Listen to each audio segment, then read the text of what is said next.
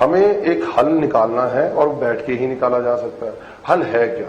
हल जो political instability का हल है कि न्यू फ्री फेयर इलेक्शंस। हम ये कह रहे हैं कि हमारा जो प्री रिक्विजिट है वो ये है कि आप इलेक्शन डेट अनाउंस करें, उसके बाद हम असेंबली भी आने को तैयार है, बहुत बड़ा फोरम मौजूद है, और उसके बाद हम बैठ के ये डिसाइड कर लेंगे कि नया फ्री एंड फेयर इलेक्शन कैसे हो सकता है। मुझे पता है कुंडी की जमात भी ये चाहती है फ्री एंड फेयर इलेक्शन हो, और बाकी जमातें भी ये चाहती हैं फ्री एंड फेयर इलेक्शन हो। हम बात कर सकते हैं कि इलेक्शन कमीशन के ऊपर हमारी रिजर्वेशन है। हम चाहते हैं कि इस इलेक्शन कमिश्नर के नीचे हम इलेक्शन नहीं लड़ना चाहते। ये बायस्ड इलेक्शन कमीशन है, वो असेंबली के आके उसका हल निकाला जा सकता है, उसके ऊपर लेजिस्लेशन हो सकती है, उसके ऊपर सारी चीज। पर हल है क्या? Free and fair election. पर इस वक्त जो आप जरा समझें कि आप किसी को जब फैसला लेते हैं तो आपको फ्री माइंड से लेना पड़ता है। अगर आपके दिमाग और आपके शऊर के अंदर ये हो कि मैं हार जाऊंगा, और हार के खौफ के साथ जो फैसला आप करना चाहते हैं, आप खौफ के ऊपर फैसला नहीं कर सकते। इनके दिमाग में ये खौफ बैठा हुआ है कि अगर हमने अभी इलेक्शन अनाउंस कर दिए तो इमरान खान 2/3 मेजोरिटी लेके आ जाएगा। ये जितना लेट करेंगे इलेक्शन, खान उससे ज्यादा पावर के साथ दोबारा इलेक्शंस के अंदर आएगा। जहां तक आपकी बात है कि आप कहते हैं कि कोई जो मुल्क का सोचते हैं वो मुल्क का नहीं सोचते हैं। मुबशिर भाई, आप पाकिस्तान की 70 साल की सियासत आपके सामने है। उन्होंने डायरेक्टली पाकिस्तान को 35 साल चला के देख लिया, उन्होंने इनडायरेक्टली कियानी डॉक्ट्राइन के थ्रू 25 साल बिहाइंड द सीन्स रह के पाकिस्तान को चला लिया। उन्होंने पाकिस्तान के 2 टुकड़े होते देख लिए, और पाकिस्तान 70 साल के अंदर वर्ष से वर्ष होता चला गया। जो समझते हैं हम रियासत हैं, और रियासत वो होती है जिसका अपना कोई स्टेक नहीं होता, पर इस हमारे पाकिस्तान के अंदर सो कॉल्ड रियासत का अपना स्टेक है।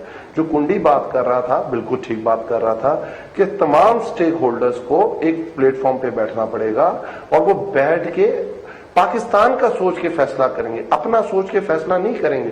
और पाकिस्तान आगे कैसे जा सकता है, इस चीज पे तो सारे मुत्तफिक हैं कि फ्री एंड फेयर इलेक्शंस के थ्रू आगे जा सकता है। अच्छा, I have a question. Ali साहब, I am sorry, I am cutting you over here, लेकिन आई हैव अ क्वेश्चन। आपने कहा जनाब कि फ्री एंड फेयर इलेक्शंस होने चाहिए, और उसके बाद आप असेंबलियों में भी आ सकते हैं। ये फ्री एंड फेयर इलेक्शंस की उससे पहले की बात कर रहा हूँ कि आपने कहा कि फ्री एंड फेयर इलेक्शंस हो, तो उससे होने से पहले आप आ सकते हैं असेंबलियों में। सॉरी, मैंने ये कहा कि गवर्नमेंट अनाउंस करे कि हम इलेक्शन डेट, और उसके बाद हम असेंबलीज में आ सकते हैं, और उसके बाद वो जितनी भी लेजिस्लेशन या जितने भी मुज़ाकरात हैं उसके बाद स्टार्ट हो सकते हैं। ओके, सो आप ये कह रहे हैं, अगर मैं क्लैरिटी चाह रहा हूं इस चीज में, आप ये कह रहे हैं कि हुकूमत जो है वो इलेक्शंस की डेट अनाउंस कर दे, तो आप असेंबलीज जो इस वक्त की मौजूदा असेंबलीज है उसमें आ सकते हैं।